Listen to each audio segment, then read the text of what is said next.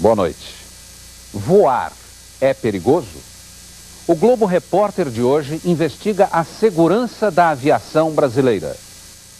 No programa desta noite, o repórter Caco Barcelos tem novas revelações sobre o acidente que matou os Mamonas Assassinas e chocou o país. Explosivo. Um documento prova que a rota do avião dos Mamonas era proibida. Estamos voando baixo de helicóptero ao lado da pista de Guarulhos, sobre uma região marcada por um acidente que comoveu o país. Essas montanhas são o pesadelo de Cumbica. Um ano depois da tragédia dos Mamonas Assassinas, a viúva do piloto do jatinho, Cristiane Martins, ainda tenta provar que o marido não é o único culpado pelo acidente. Isso aqui, esses pontos triangulares aqui são obstáculos, tá? São montanhas, são obstáculos.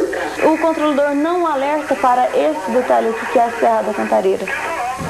Envolvida numa investigação pessoal, Cristiane descobriu que parte das gravações sobre o diálogo do piloto com os controladores de voo foi omitida do relatório oficial do DAC. Imagine todo mundo olhando para você e falar: o seu marido é o assassino, e você não ter como se defender. A parte mais importante das gravações mostra um erro de comunicação. Ao ser informado da arremetida do jatinho, o controlador manda o piloto seguir em direção ao setor sul. O piloto parece não ter ouvido direito e responde: afirmativo, setor norte. O controlador não corrige o erro e o jatinho segue em direção às montanhas.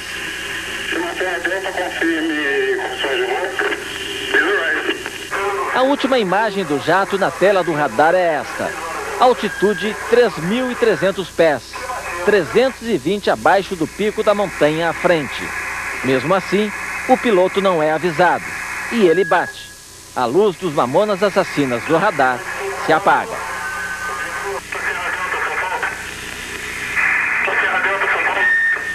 Hoje está reforçado a ideia de que o tráfego é pelo setor sul, ninguém vai para o setor norte. É no mínimo estranho que desde a arremetida do jato sobre a pista, os controladores não tenham feito nenhuma advertência ao piloto. Nós descobrimos que muito tempo antes do acidente, era proibido arremeter para a esquerda da pista. A prova é um documento do próprio DAC. A Carta Aeronáutica de Cumbica, editada em novembro de 95, não deixa dúvidas. No caso de arremetida, manda seguir em direção ao mar e não às montanhas. A carta também orienta a altitude a ser seguida, 6.000 pés. E a imagem do radar mostra que no momento em que o piloto fez o último contato com a torre, o jatinho estava muito abaixo dessa altitude. E o pior, sobre a zona proibida das montanhas. A cena do acidente dos Mamonas não é um caso isolado. Batidas contra obstáculos são um dos principais problemas.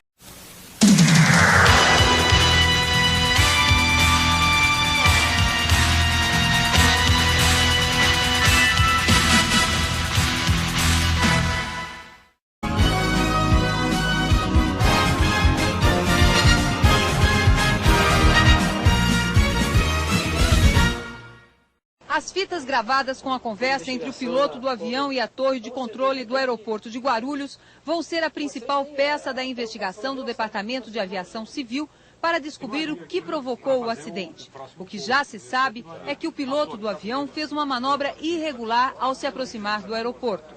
O avião Learjet, prefixo PT-LSD, saiu às 9h35 da noite de sábado de Brasília, com destino a Guarulhos, na Grande São Paulo. Às 11h20, pouco antes de tocar o solo, o piloto avisou que iria arremeter, o que significa desistir do pouso e subir de novo. Segundo o Serviço Regional de Proteção ao Voo, as gravações mostram que o avião vinha muito alto e rápido demais. Como o pouso não poderia ser feito com segurança, o piloto desistiu de descer, o que é um procedimento correto e comum. Neste momento, a torre de controle informou que para reiniciar a manobra de pouso, o piloto deveria seguir pela direita rumo à Via Dutra. Mas o piloto avisou que iria para a esquerda, onde fica a Serra da Cantareira. Ele disse também que tinha condições visuais para prosseguir o voo. Pelas regras de tráfego aéreo internacionais, nesses casos o piloto assume a responsabilidade de desviar de obstáculos ou outras aeronaves. Minutos depois, o avião se chocou contra o morro. Ali é um terreno irregular, alto, e que exige cuidado. Se o tripulante mantém a separação que ele deve manter em condições visuais, não afetaria, em princípio, a segurança de voo. Acontece que deve ter ocorrido a perda dessa condição de visibilidade e foi o que ocasionou o acidente. Os destroços do Learjet foram encontrados pelo helicóptero da Rede Globo no domingo, quando amanheceu. O local do acidente fica a apenas 2 quilômetros do aeroporto de Guarulhos. O avião caiu numa região de mata fechada no Parque Estadual da Cantareira, a 1.200 metros de altitude. Durante a queda, o aparelho abriu uma enorme clareira entre as árvores. Pedaços ficaram espalhados numa área de 100 metros de extensão. As equipes de resgate fizeram uma caminhada de 3 quilômetros no meio da floresta até conseguir encontrar os corpos. Estavam no avião Alexander Alves, o Dinho, 25 anos, vocalista dos Mamonas Assassinas. Júlio César Barbosa, 27 anos, tecladista. Alberto Hiroto, 25 anos, guitarrista. Sérgio Reis de Oliveira, 26 anos, baterista. Samuel de Oliveira, 22 anos, baixista. Sérgio Saturnino Porto, segurança. Isaac Souto, ajudante de palco. O piloto Jorge Luiz Martins, de 30 anos, e o copiloto Alberto Yoshiumi Takeda, de 24 anos. Não sobrou quase nada do avião. Os corpos muito mutilados foram içados de um helicóptero.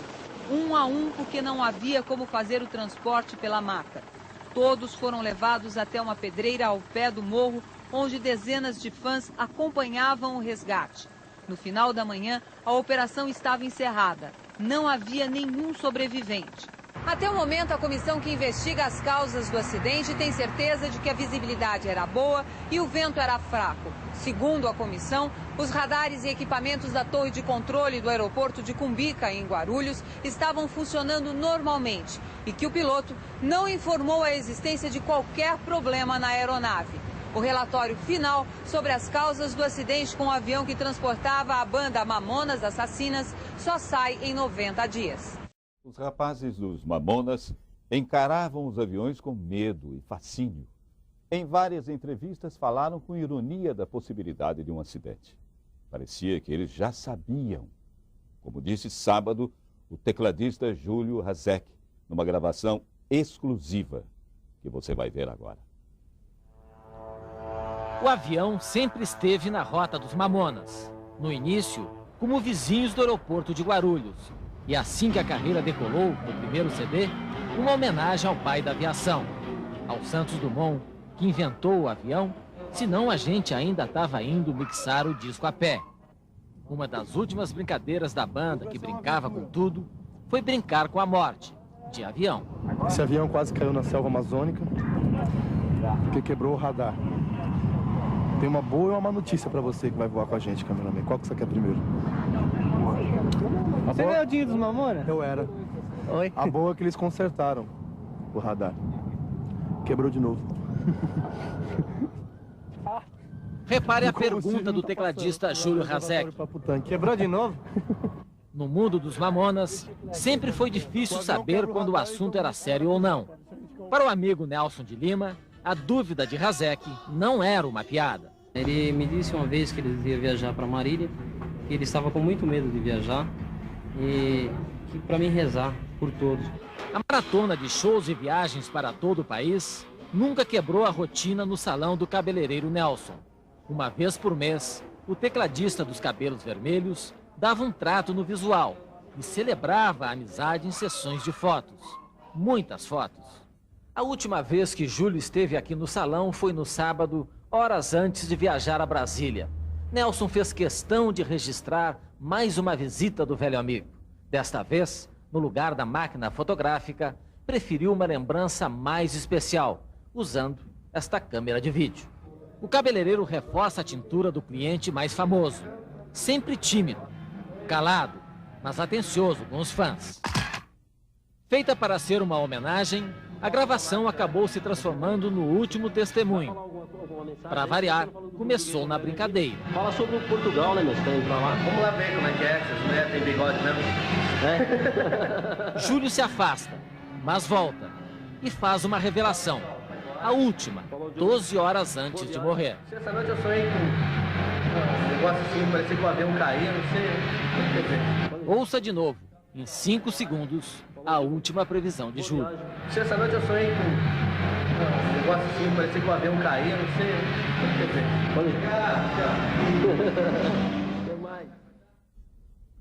Até amanhã. Até amanhã.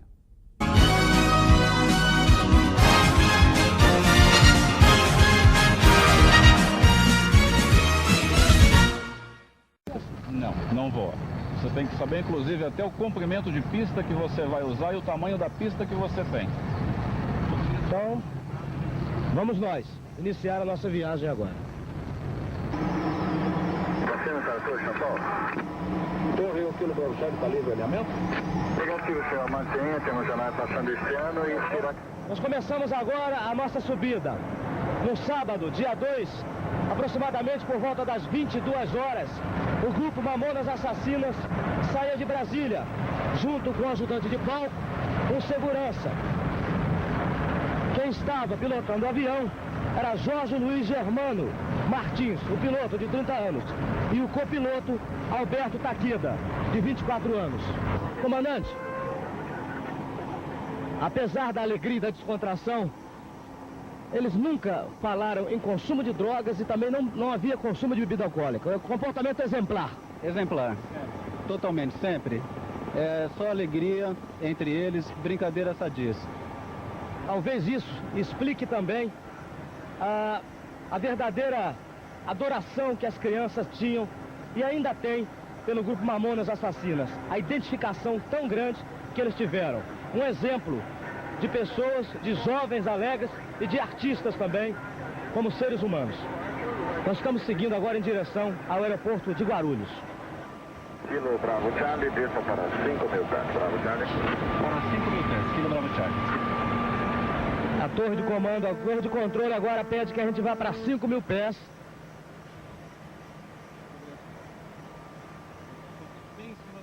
Estamos passando sobre a serra agora, comandante. Positivo. Esse é o percurso que fez o avião do Mamonas. É o mesmo percurso.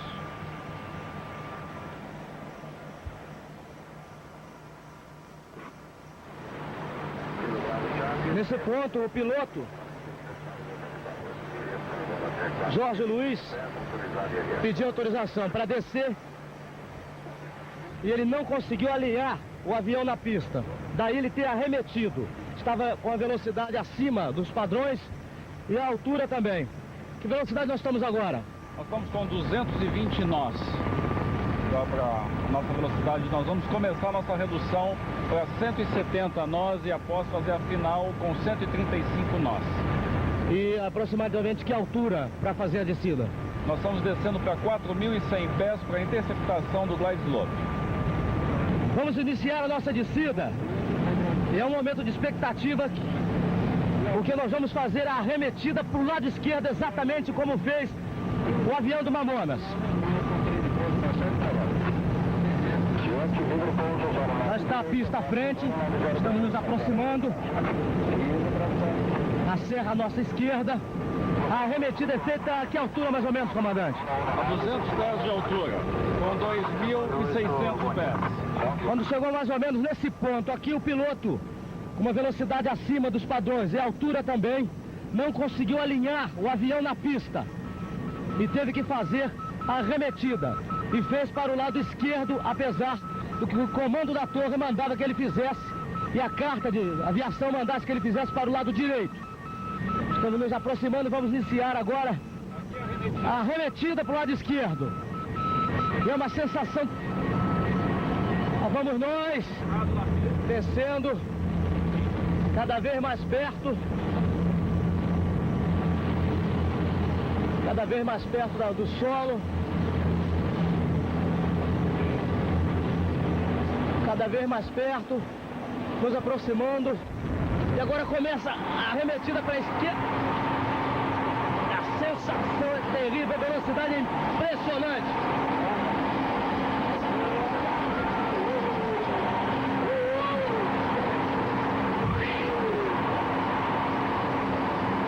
Mas que potência, hein? Que potência. É impressionante, é difícil até a gente segurar no momento que ele faz a curva para a esquerda, exatamente como realizou o piloto do avião do Mamonas. Sem explicação ainda o porquê do piloto não ter conseguido altitude para fazer exatamente essa manobra, passar por cima da serra. Ele acabou se chocando, o avião se espedaçando completamente. Bom, ficou comprovado a potência do avião. E é rápido. Para ele atingir a altitude necessária para passar sobre a serra, comandante, quantos segundos levaria isso? Em média 20 segundos. Em média 20 segundos. Era só ele acelerar com vontade. O avião poderia ter passado para a serra e o acidente seria evitado. Infelizmente nada disso aconteceu e 9 pessoas perderam a vida. As investigações continuam por enquanto um grande mistério a causa do acidente. Com imagem de Ricardo Luiz e apoio de Aparecido Campos, Sérgio Frias, aqui, agora.